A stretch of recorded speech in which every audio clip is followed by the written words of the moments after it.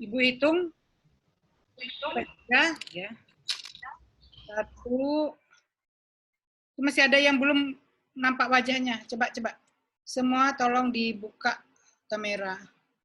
Itu Pendi itu masih berdiri itu.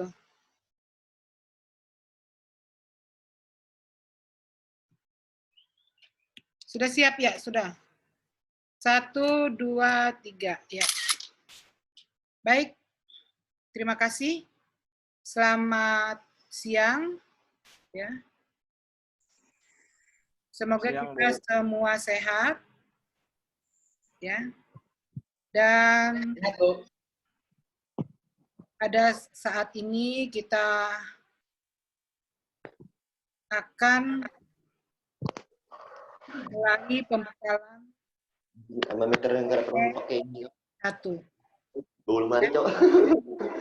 Tolong yang lain di mute ya dulu mikrofonnya semua saat Ibu berbicara. Sebelumnya Ibu sampaikan dulu ya. Karena masih banyak mungkin yang masih bertanya-tanya, apa sih perbedaan PLP1 dengan PPL1? Ya waktu tadi kuliah pembelajaran mikro juga sudah Ibu jelaskan ya. Bahwa PLP1 itu berbeda dengan PPL1. Ya. Suara Ibu jelas terdengar? Jelas, Bu. Jelas, Bu. Jelas, Bu. Oke ya, jadi kemarin kami salah ngambil mata kuliah. Ini adalah PLP1 bukan PPL.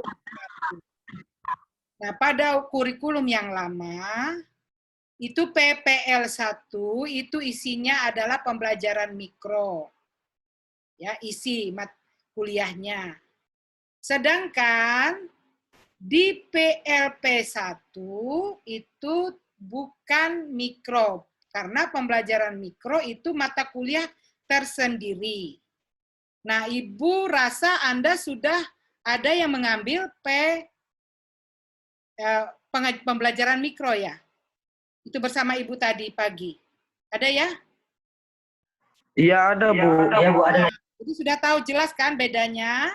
Nah, kalau yang pada kurikulum yang lama, yang isinya dari PLP1 itu sudah masuk ke PPL2. Ya. Karena di PPL2 itu praktek pembelajaran di sekolah itu termasuk observasi.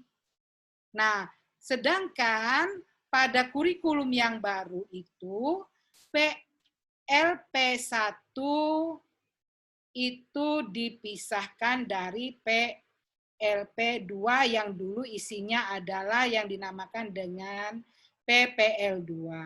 Ya, jelas ya? Jadi ini adalah sebenarnya kalau dulu PLP1 ini bagian dari PPL2 ya kalau kita melihat pada kurikulum yang lama ya. Nah, Anda berarti mengambil kurikulum yang baru di mana kaitannya di sana pembelajaran mikro, PLP1 dan nanti PLP2. Jelas ya? Jelas? Jelas, Bu. Tanyakan boleh, Bu? Kenapa? Berarti untuk yang di GC PPL1 mikro itu kami boleh keluar, Bu ya? PPL1 mikro berarti Anda tidak mengambil pembelajaran mikro berarti. Padahal Anda harus mengambil pembelajaran mikro juga. Kapan mau ambilnya? Sudah ambil belum? Kemarin kan PLP kan? Kalau sudah ya keluar aja. Kami PLP1, Bu, baruan. Belum PPL. Nah, ini maka sudah Ibu jelaskan tadi. PLP1 dengan PPL1 itu beda. Jadi kalau kalian mengambil PLP1 harus mengambil pembelajaran mikro. Paham nggak? Kalau Anda sudah mengambil pembelajaran mikro, saat ini, ya nggak usah ambil pembelajaran mikro lagi. Ambil saja, ya Karena PLP1 dengan PPL1 itu beda dengan pembelajaran. Nah, dulu PPL1 itu isinya pembelajaran mikro. Paham nggak? Kalau Anda memang sudah ngambil pembelajaran mikro, ya buat apa ambil lagi sekarang? Kecuali kalau Anda memang belum mengambil pembelajaran mikro. Jadi PLP1 dengan pembelajaran mikro itu beda. Kalau kita ngambil PPL1 dulu, isinya pembelajaran mikro, ya nggak usah ngambil lagi pembelajaran mikro.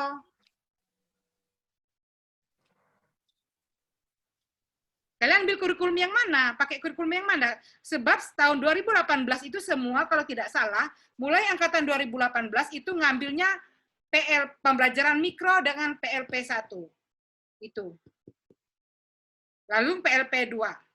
Nah, istilah PPL1, PPL2 itu tidak digunakan lagi di pembelajaran di kurikulum yang baru.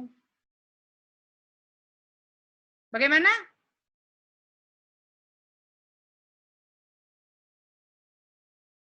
Kalau Anda tidak mengambil pembelajaran mikro ya tidak bisa ngambil PLP1. Berarti belum, atau begini, kalau Anda mau sekarang mengambil pembelajaran mikro, sedangkan Anda mau ngambil PLP1 sekarang, boleh. Berarti semester genapnya nanti baru ambil pembelajaran mikro lagi. Supaya bisa PLP2. Karena Anda tidak bisa ikut PLP2 kalau tidak lulus pembelajaran mikro dengan PLP1. Paham? Paham, Bu. Baik, Bu. Paham, Bu. Paham, Bu. Paham, Bu. Nah, kalau memang sudah ngambil pembelajaran mikro, ya nggak usah lagi diambil. Tapi kalau memang belum, ya diambil saja. Kecuali kalau Anda mau satu tahun lagi ngambilnya. Karena keluarnya 1 tahun lagi pembelajaran mikro. Setiap semester genap. Terserah. Ya, Bu. Paham, Bu. Ya. Paham ya? Oke. Karena beda. Makanya Ibu katakan, Ibu harus jelaskan terlebih dahulu. PPL1 dengan PLP1 itu beda. PPL1 itu isinya adalah pembelajaran mikro, yaitu pada kurikulum yang lama. Gitu loh. Sedangkan pada kurikulum yang baru, PLP1 itu isinya sebenarnya ada di PPL2. Tapi PPL2 kan tidak lagi kita gunakan, tapi namanya PLP2. Karena isi dari PLP1 itu adalah observasi di sekolah.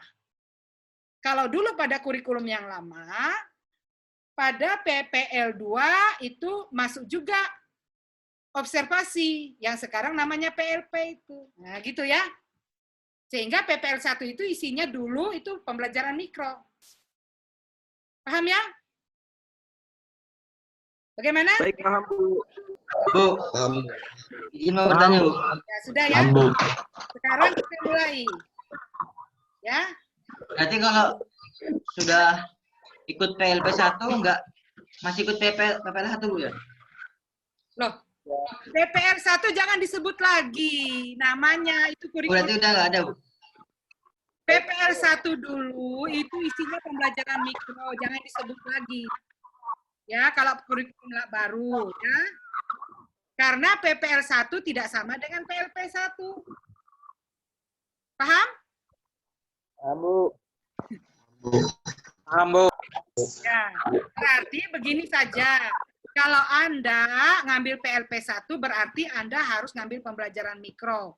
Karena untuk mengikut PLP2 syaratnya adalah lulus PLP1 dan pembelajaran mikro. Karena isinya nanti di PLP2 adalah praktik di sekolah. Kalau pembelajaran mikro itu pembelajaran yang praktiknya pada kelas kecil, kelas yang ada muridnya misalnya tadi teman-teman Anda sendiri praktik ajar keterampilan itu. Sedangkan PLP1, nah ini sekarang kita masuk kepada apa sih PLP1. Ya, kita mulai ya.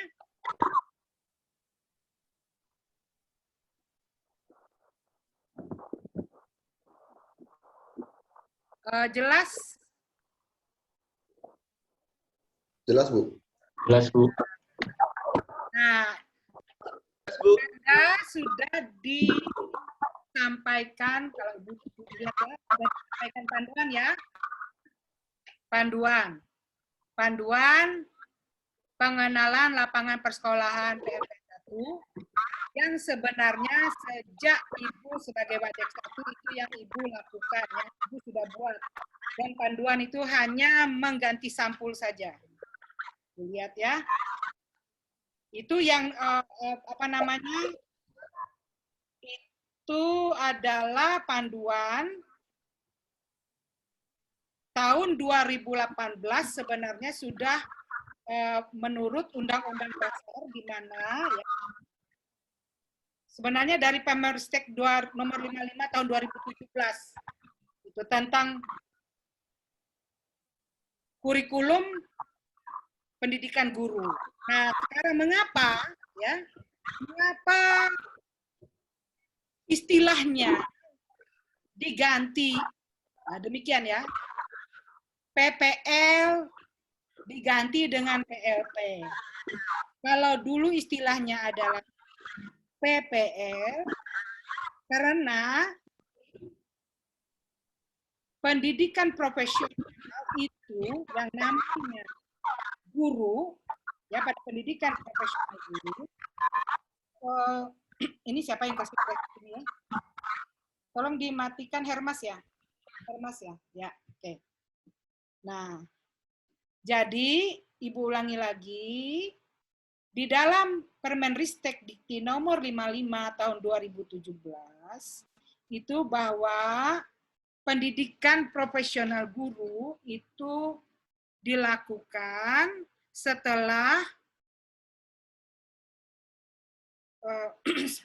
setelah program pendidikan. Jadi sarjana pendidikan ya. Jadi pada sarjana pendidikan itu masih belum disebut sebagai guru profesional. Ya. Sehingga yang namanya praktek mengajar itu harus dilakukan seorang, yang mengajar itu harus dilakukan seorang guru yang sudah memiliki sertifikasi. Nah, oleh sebab itu yang masih dalam pendidikan, yang walaupun dia lulus sarjana pendidikan masih belum bisa memegang siswa sebenarnya. Sehingga perlu ada pendidikan profesi guru lagi. Seperti dokter. Dokter itu kan profesional, guru juga profesional. Sehingga di dalam praktek pengalaman lapangan sekolah yang dulu, yang pada umumnya yang dilakukan itu mahasiswa langsung diberi tugas oleh sekolah untuk mengajar murid, kemudian gurunya ya keluar seperti itu, ya, tidak mendampingi. Nah, jadi di dalam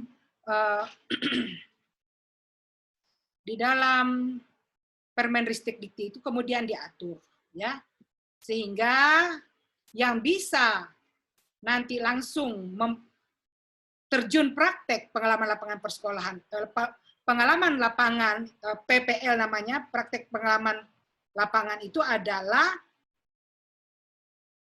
seseorang yang mengikuti program pendidikan profesional guru.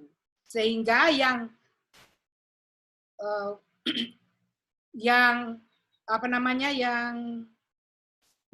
bisa menggunakan istilah PPL itu adalah pendidikan profesional guru. Nah, yang sebelumnya itu seperti kita di dalam program, masih program pendidikan akademik ini hanya menggunakan istilah PLP, ya, praktek lapangan persekolahan. Nah, sehingga di sanalah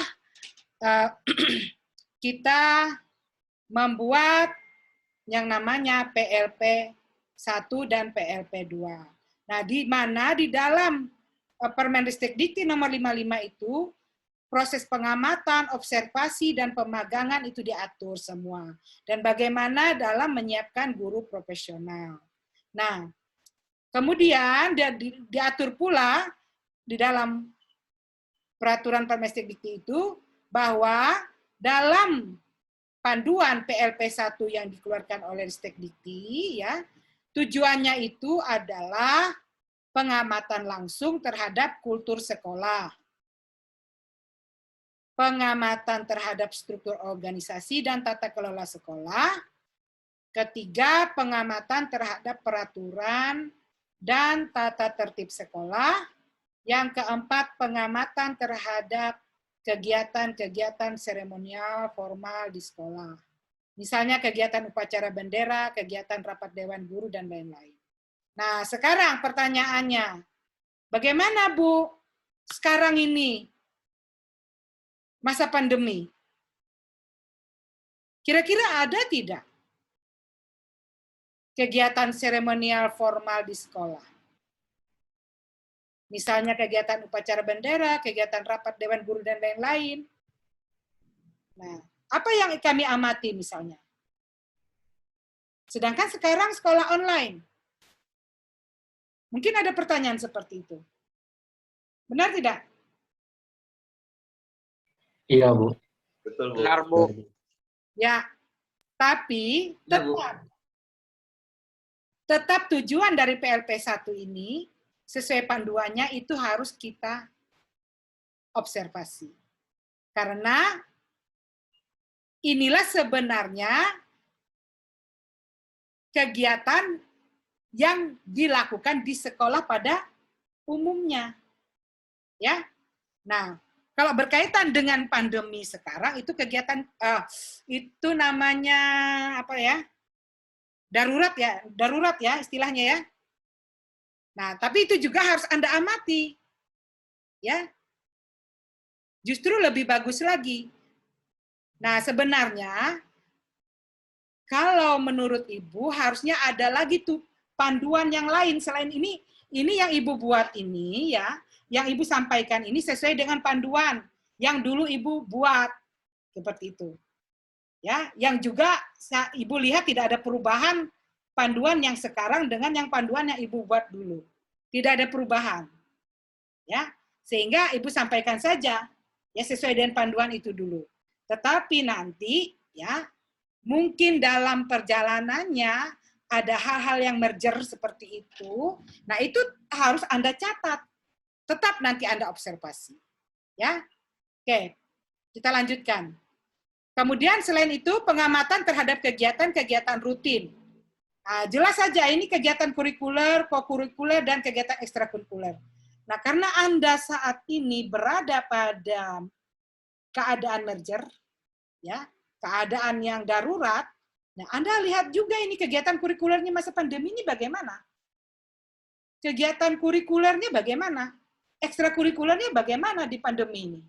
Nah, pengamatan Anda harus memang kegiatan ini merupakan kegiatan rutin walaupun mungkin secara offline-nya kurang, tetapi online-nya bagaimana? Nah, ini nanti yang harus Anda amati juga. Kemudian pengamatan terhadap praktik-praktik pembiasaan dan kebiasaan positif di sekolah. Best practice. Nah, ini ada semua walaupun pandemi tetap ada ini. Ya. Nah, oleh sebab itu di dalam PLP 1 mulai dari tujuan PLP 1 ini harus tetap Anda lakukan. Ini tujuannya. Ya. Tujuan dari PLP 1. Ada 6 tujuan dari PLP 1 ini. Nah, kemudian jadi dalam PLP 1 itu yang dilakukan oleh kalian dalam mata kuliah ini adalah pertama aktivitas observasi, aktivitas analisis, dan aktivitas penghayatan. Apakah dalam masa pandemi ini bisa dilakukan? Bisa kan? Tidak ada yang tidak bisa dilakukan, tetap bisa dilakukan. Nah, tentu saja Anda melakukannya ya sesuai dengan kreativitas Anda, ya, dengan persetujuan dari kepala sekolah. Nah, ada 3 aktivitas itu, ya. Itu ruang lingkup PLP 1. Jadi pada prinsip sehingga dalam pelaksanaannya itu hanya dianggap saja pembekalan ini adalah pertemuan kuliah kita, ya. Pembekalan dulu, kemudian 2 kali di kampus, mungkin ada 1 lagi nanti dengan dosen pembimbingnya masing-masing. Ya, kemudian selanjutnya itu semua adalah nanti kegiatannya observasi, ya, observasi berapa minggu mungkin observasinya, ya, dengan di sekolah. Setelah Anda selesai pembekalan ini, Anda hubungi sekolahnya, bagaimana termasuk sudah dibagi sekolahnya di mana itu, kemudian ada suratnya kalian bawa ke sekolah, ya, sesuai dengan sekolahnya. Nah, kemudian Anda melakukan analisis, ya, penghayatan, kemudian bisa nanti Anda membuat suatu laporan, ya. Nah, kegiatan apa yang Anda lihat, ya? Yang kegiatan-kegiatan yang Anda lihat, misalnya kultur sekolah, manajemen sekolah, dan dinamika sekolah, yang menjadi tempat atau wadah pengembang pendidikan dan pengajaran, ini yang bisa Anda lihat, yang kemudian nanti ada lampiran instrumen-instrumennya. Sudah dilihat kan di panduan itu, pakai itu aja sama. Nah, tinggal nanti yang kalian lihat itu boleh dicatat observasinya kalau normalnya begini, kalau sekarang masa pandeminya begini, nah itu bisa dicatat itu. Kultur sekolahnya bagaimana waktu normal? Ya, bagaimana melihatnya observasinya, kan ada di lembar observasi, instrumen di lampiran panduan. Sambil dilihat loh ya panduannya. Sudah dilihat nggak panduannya? Ada kan? Ada lembar observasi tentang kultur sekolah. Ada? Ada, Bu. Ya, dilihat itu. Nah, sekarang tinggal Anda centang-centang saja dan tulis saja. Ya, sesuai dengan indikatornya di situ. Ya. Nah, karena sudah dilengkapi dengan teknik dan alat pengamatan langsung terhadap kultur sekolah itu. Sudah ada semua di situ. Ya.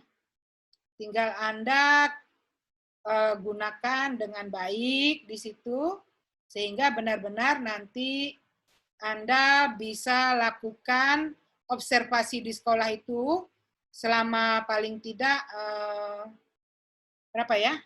2 minggu mungkin, terserah. Nah, ini bisa dilihat di sini. Ya. Lembar pengamatan kultur sekolahnya misalnya. Lembar pengamatan struktur organisasinya semua ada. Lembar pengamatan kokurikuler dan ekstrakurikulernya ada. Lembar pengamatan peraturan dan tata tertib sekolahnya ada. Nah, semua. Ini Anda observasi semua, kemudian yang tadi Anda analisis. Nah, kegiatan kalian setelah observasi analisis. Ya. Kalau normalnya begini, ya sekarang masa pandemi ini bagaimana ya? Buat saja di situ ya lagi. Nah. Oke, sampai di sini dulu sebelum kita lanjut. Ada pertanyaan? Biar enggak ngantuk kalian. Ya, Ibu selang-seling sajalah dengan pertanyaan. Kalau tidak ada, Ibu lanjutkan. Nah, ada lembar pengamatan kegiatan seremonial formal, lembar pengamatan praktik pembiasaan dan kebiasaan positif di sekolah, best practice. Apa itu? Semua ada indikatornya yang perlu diamati. Nah, kalau itu indikatornya secara normal ya, ingat Ibu katakan itu secara normal. Pada umumnya di sekolah. Tapi, nah ini lagi, masa sekarang bagaimana? Sesuaikan. Bisa Anda tambah. Nah, itu tergantung kreativitas Anda. Oke, kita lanjutkan. Nah, ini sedikit konsep manajemen sekolah. Jadi di dalam manajemen sekolah, ya, itu berkaitan dengan pengelolaan pendidikan di sekolah. Nah, Anda sudah dibagi ke sekolah masing-masing, ya. Ada SMK 1, berapa orang itu SMK 1 itu kalau nggak salah Ibu sebagai pembimbingnya ya. Ada SMK Karsa, kalau tidak salah Ibu lihat itu. Ada berapa SMK itu? Lupa Ibu. Ya, masing-masing SMK ya. Nah, konsep manajemen sekolahnya tentu pada teoritisnya itu sama. Tetapi bagaimana dalam pengelolaan pendidikannya itu dalam mewujudkan proses dan hasil belajar peserta didik itu secara aktif, kreatif, inovatif, dan menyenangkan dalam mengembangkan potensi dirinya. Nah, ini hal-hal yang bisa Anda lihat nanti waktu observasi. Apalagi pada saat pandemi seperti ini. Jadi tidak saja secara normalnya pengelolaan yang biasa dilakukan oleh sekolah sebelum pandemi, saat pandemi itu bagaimana? Nah, itu Anda bisa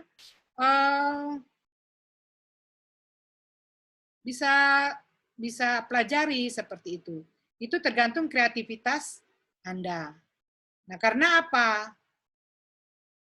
Dalam pengelolaan sekolah itu kan sekolah bisa melakukan manajemen berbasis sekolah. Apa itu manajemen berbasis sekolah? Ya sesuai dengan karakteristik sekolahnya itu sendiri. Jadi formula baru, sekolah memiliki otonomi yang seluas-luasnya. Ya, yang menuntut peran serta masyarakat secara optimal dan menjamin kebijakan nasional tidak terabaikan. Nah, ini kaitannya sekarang bagaimana pengelolaan sekolah pada saat masa pandemi. Bagaimana peran serta masyarakat? Ya. Ini bisa Anda kembangkan. Nah, makanya Ibu katakan ada manajemen berbasis sekolah, ya.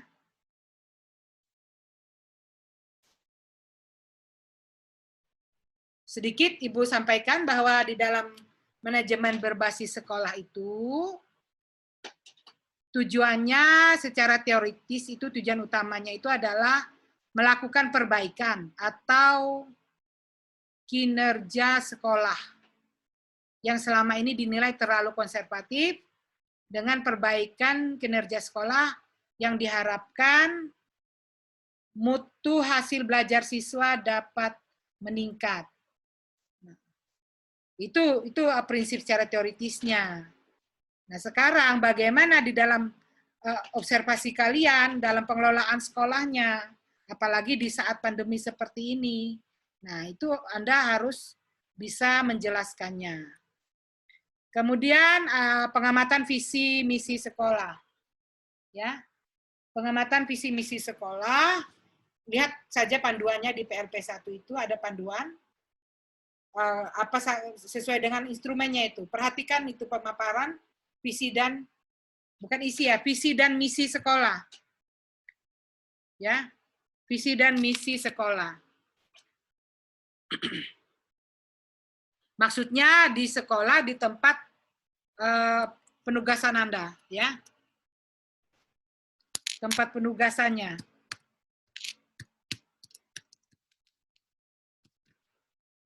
Jadi Anda sudah bisa observasi terlebih dulu ya sebenarnya. Sebelum Anda ke sekolah, Anda bisa buka webnya, web sekolah tersebut sebenarnya, menurut Ibu. Sudah perhatikan nggak? Sudah ada Anda, kan sudah ada tujuan sekolahnya. Sudah membuka sekolahnya? Membuka browsing-browsing lah gitu loh tentang sekolahnya. Belum Bu. Ya, bisa mulai sebelum Anda ke sana Anda harus pelajari dulu. Ya sekarang kan lebih mudah. Anda tidak harus nanti kalau Anda ke sekolah, Anda tinggal apa namanya mengembangkan saja apa yang belum tersampaikan di web sekolahnya masing-masing. Ibu kira setiap sekolah pasti ada webnya ya? Saya lihat SMK 1 itu ada juga itu. Coba dilihat di SMK 1. SMK 1 ya. Ada enggak? Coba Ibu Google. 1 Palangkaraya, ada nggak?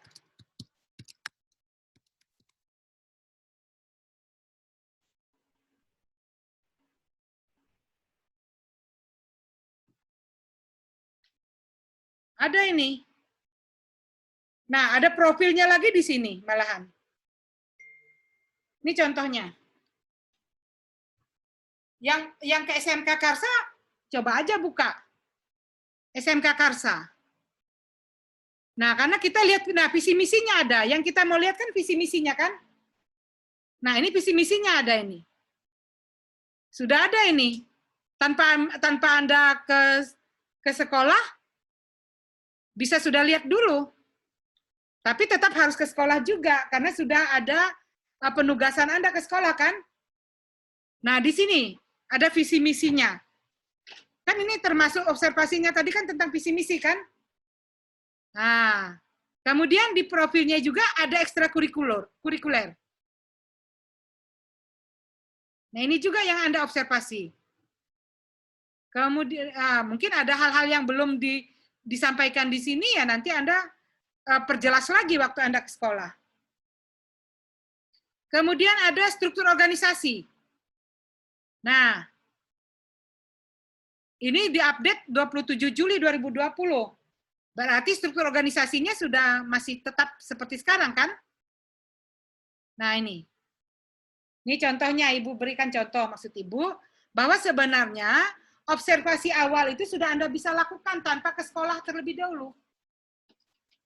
Paham ya? Kan ini bagian dari observasi kan? Tadi ada bagian observasi ya enggak? Jangan-jangan sampai Anda ke sana tidak tahu nama kepala sekolahnya.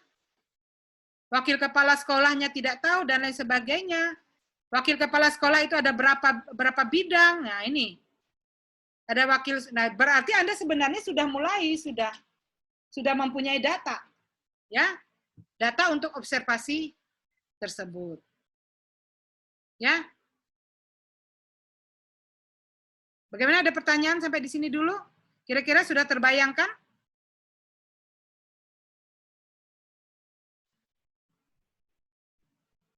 Nah, pokoknya Anda perhatikan komponen-komponen dalam lembar pengamatan tersebut ya, untuk kegiatan tersebut. Nah, juga tugas serta peran pokok guru sebagai pendidik dan pengajar. Ini juga harus Anda perhatikan ya. Mendidik, mengajar, membimbing, mengarahkan, melatih, menilai, dan mengevaluasi. Peran guru, fasilitator, motivator, mediator. Nah, ini perhatikan juga bagaimana dilakukannya. Nah, struktur organisasi juga diamati kan? Bagian struktur organisasi sekolahnya bagaimana? Nah, tadi di web tadi sudah kita lihat ya. Di web tadi ada struktur organisasi, tapi belum ada baganya. Ya. Belum ada baganya, Ibu lihat ya. Mana tadi?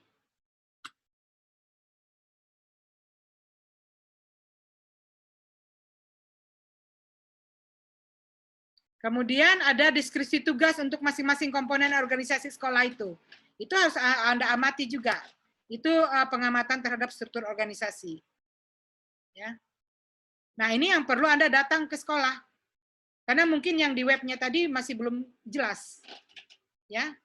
Jadi yang dinamakan dengan organisasi sekolah itu adalah sebuah unit sosial merupakan komunitas sekolah yang terdiri atas kepala sekolah, guru, staf tata usaha, laboran, teknisi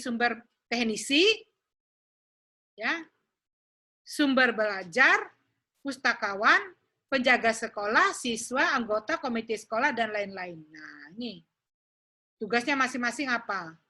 Ya, Anda observasi, Anda tulis di laporan. Tolong Sigit Haryanto ya ditutup dulu ya.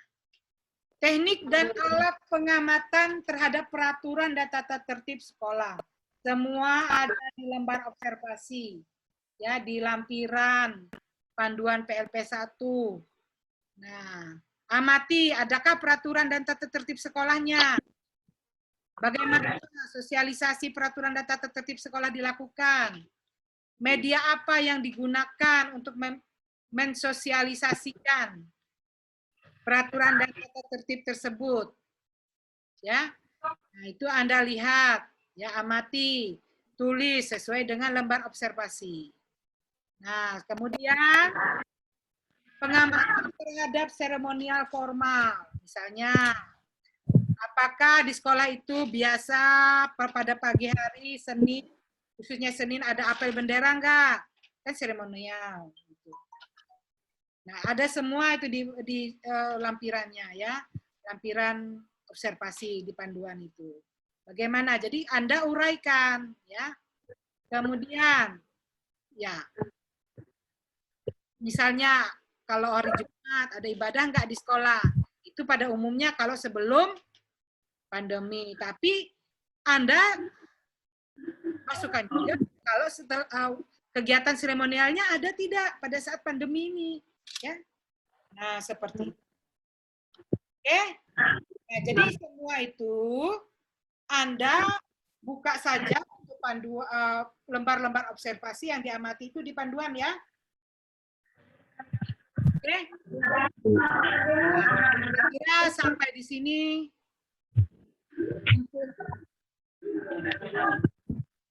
yang pembekalan dalam sampai di sini dulu bahasanya maksud Ibu. Pertanyaan silakan Anda buka.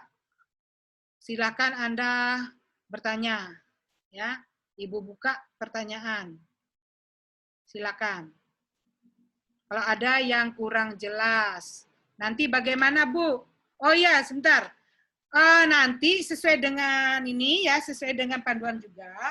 Tetap nanti ada ini ya, selain pelaporan, Anda buat pelaporan, kemudian Anda ujian lisan. Nah, ujian lisannya itu nilainya hanya dari dosen pembimbing.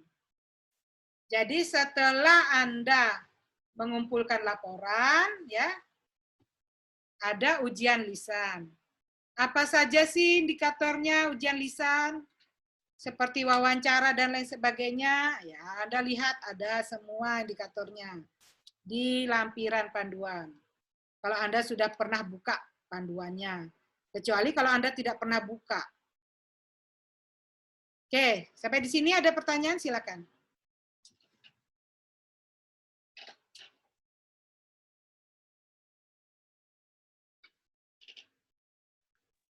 Saya Bu dari angkatan 11.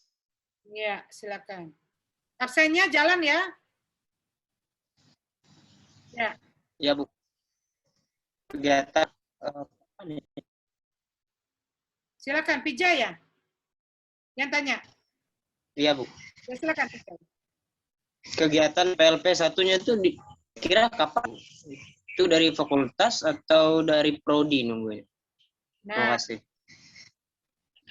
semua kan sudah mendapatkan surat pembimbingan kan? Surat tugasnya semua dari lab pembelajaran ya. Sudah semua dapat, saya lihat itu sudah semua. Sehingga Ibu tahu juga siapa yang menjadi bimbingan Ibu. Nah itu mulai saja kalian observasi, kalian langsung ke sekolah. Surat tugasnya sudah ada. Itu dari lab pembelajaran. Sekolah Belum kayaknya, Bu. Belum Bu. Dapat. Oh, berarti Anda urus dulu dong. Biasanya langsung ada surat pengantarnya dari lab pembelajaran ya. Karena biasanya itu, berarti ngambil di lab pembelajaran ya Bu itu suratnya? hanya di lab pembelajaran. Karena kemarin surat tugas dosennya itu kan dari lab pembelajaran. Ya. Sehingga yang menentukan juga sekolahnya kan lab pembelajaran. Di situ kan biasanya ada surat pengantar. Biasanya mahasiswa langsung ke lab pembelajaran. Hanya pembekalannya itu memang di prodi. Nah, ini sekarang ini Ibu diserahkan oleh Prodi untuk memberikan pembekalan. Jadi dalam kegiatan PLP 1 itu ada pembekalan oleh prodi, ya. Dan kemudian, nah seperti sekarang pembekalan ini langsung sebenarnya keseluruhannya dengan dosen pembimbing. Tapi Ibu lihat dosen pembimbingnya ini ada berapa? Kalau Pak Anu tadi izin, kalau Pak Yogo. Ada 3, Bu. Ya, Pak Fontas. Sama Pak I. Penyamaan persepsi ya. Penyamaan persepsi sesuai dengan panduan itu. Karena yang utama nanti di dalam ujian lisan itu sendiri-sendiri ya. Itu harus ada sesuai panduan. Pak Fontas, Pak Hari ya? Pak Wiyogo juga. 4 berarti. Ibu. 4 ya? Iya, Bu. Ya, Bu, berempat, Bu. Ada 4. Nah, nanti tugasnya pembimbing itu adalah memberikan pengarahan seperti ini sekarang, seperti yang Ibu lakukan. Ya. Memberikan pengarahan, kemudian tinggal Anda ke sekolah, melakukan observasi, ya selama 2 minggu ya. Observasi itu selama 2 minggu. Kalau tidak salah, kemudian Anda tulis laporannya, sistematika laporan sudah ada di panduan. Nah, kemudian nanti tinggal Anda menyerahkan kepada pembimbing laporan tersebut, ya. Nah, kemudian pembimbing akan menguji Anda secara lisan. Ya, itu sesuai dengan prosedur di dalam perkuliahan PLP 1 ini. Jadi sistem blok ya, kita itu hanya sistem blok. Ya, sistem blok itu 1 semester itu, 1 semester mungkin ujiannya sampai setelah observasi 2 minggu ini, mungkin kalian bisa observasi 2 minggu ini, sesuai dengan surat tugas yang diberikan oleh lab pembelajaran, kalian buat laporan mungkin pas ujian nanti.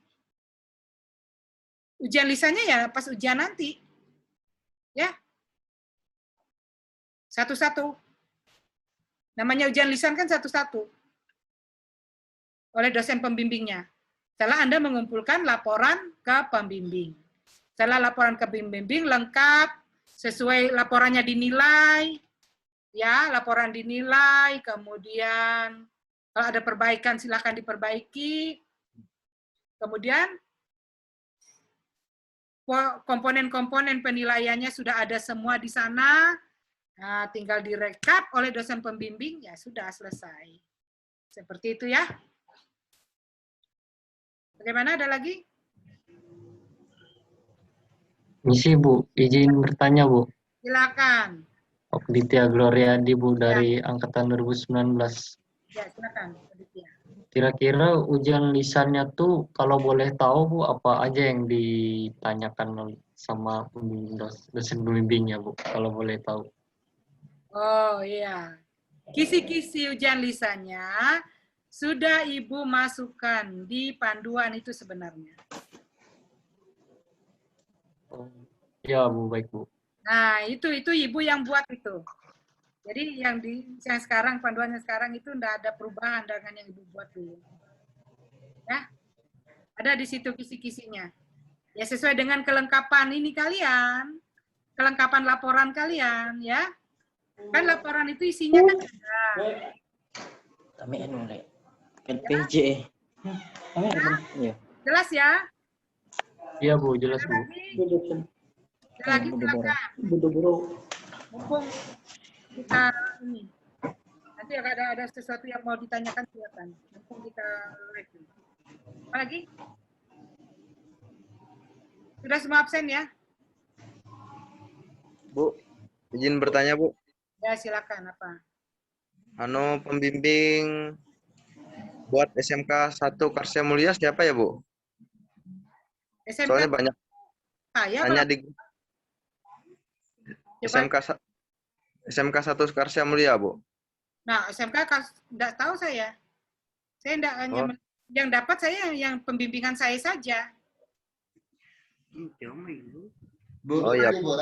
izin bertanya, Bu. Ya, silakan. Untuk yang SMK 1 kan Pak Pontas, Bu ya? Oh, Pak Pontas, Bukan Ibu kan? saya ya. Iya, Bu. Itu saya apa? SMK apa? SMK 1. SMK 1 juga, Bu. Tuh. Kebetulan SMK 1 itu ada 2, Bu. Oh, Pembimbingnya. iya. Oh, gitu ya. Saya SMK SMK 1 saja, tapi saya ya. Iya, Bu. Ya sesuai dengan itulah. Saya enggak lihat, enggak perhatikan lagi. Nanti kalian kan sudah punya daftar nama, mahasiswa, dosen pembimbing itu sudah ya? Oh iya. SMK 1 berarti dia nanti begini ya.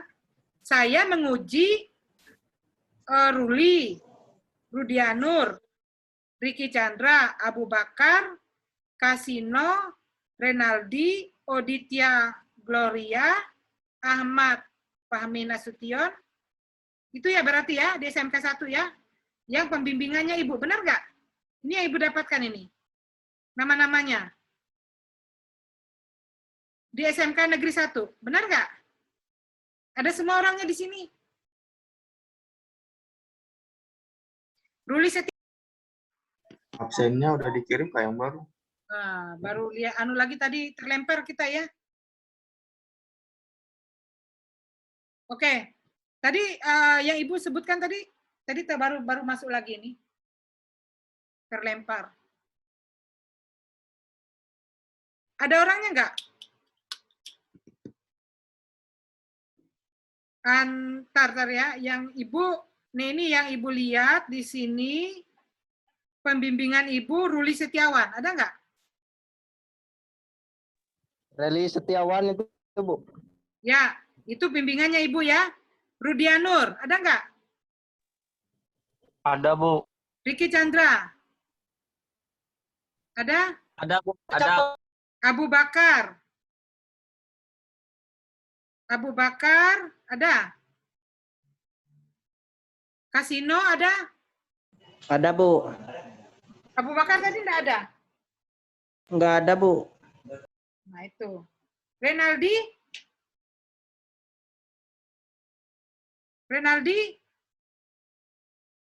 Angkatan 2018 ini. Renaldi ada nggak? Nggak ada. Oh, Diktia Gloria ada tadi. Itu Ibu juga. Ahmad Fahmi Nasution. Kemudian ada Ahmad Fahmi Nasution. Ada ya?